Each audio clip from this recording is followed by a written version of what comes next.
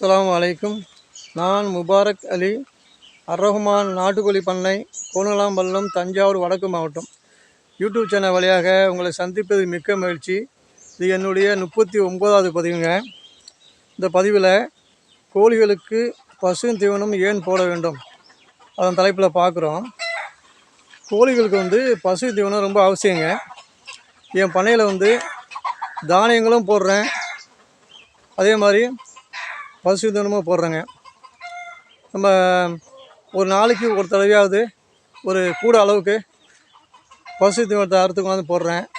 ஆடு மாடு இதுக்கெல்லாம் எப்படி போடுறோமோ அதே மாதிரி நான் கோழிகளுக்கும் போடுறேங்க. அதே போல் இந்த தானியங்கள்லாம் டெய்லி போடுறேன். காலையிலையும் சாயந்தரமும் தானியங்கள் போடுறேன். மதியானம் பசு தீவனம் போடுறேன்.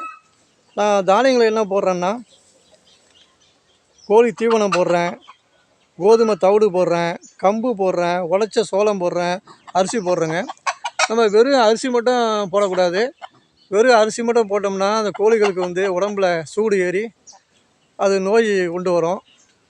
வெள்ளை கழிச்சல், அந்த ரத்த கழிச்சல் மாதிரி வரும் உடம்புல சூடு ஏறிச்சுன்னா.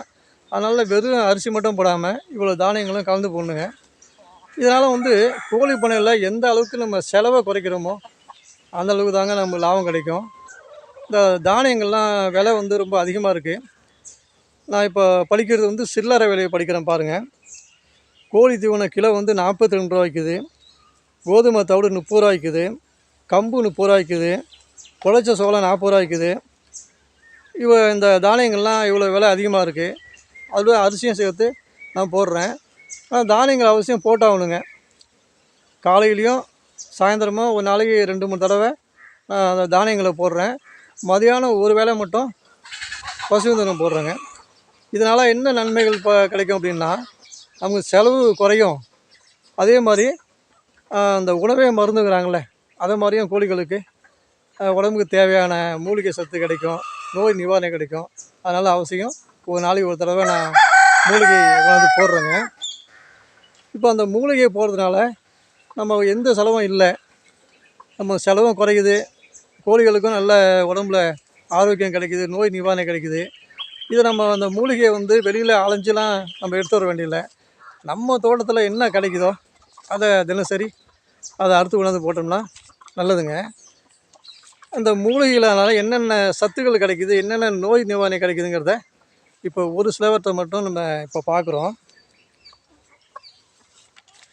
பசு தீவனம் செலவையும் குறைக்குது, அதே மாதிரி நம்ம தோட்டத்திலேயே கிடைக்குதுங்க. நம்ம தோட்டத்தில் கிடைக்கிற அந்த இலை, செடிகள், கொடிகள் இதெல்லாம் கொண்டாந்து நம்ம அறுத்து போடலாங்க. எல்லாமே இயற்கை மூலிகை தான்.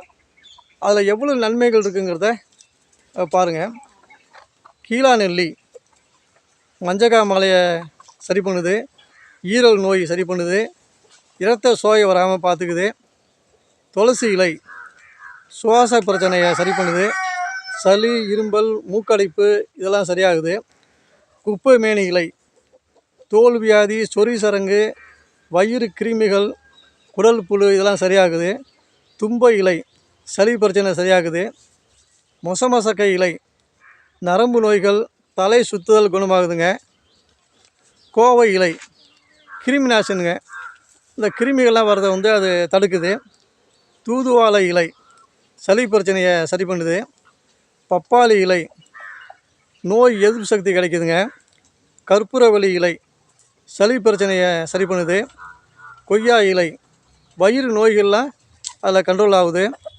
முருங்கை இலை பொட்டாசியம் சத்து கிடைக்குது, கண் வராமல் பார்த்துக்குது, இரும்பு சத்து கிடைக்குது. இது போல் நிறைய மூலிகை கிடைக்குது. நம்ம தோட்டத்தில் கிடைக்கிறத மட்டும் நம்ம தினசரி போடலாங்க. இது போல் எண்ணற்ற மூலிகை இருக்குங்க. நமக்கு கொஞ்சம் தெரிஞ்சதில் கொஞ்சம் உங்களோட பகிர்ந்துக்கிறேன்.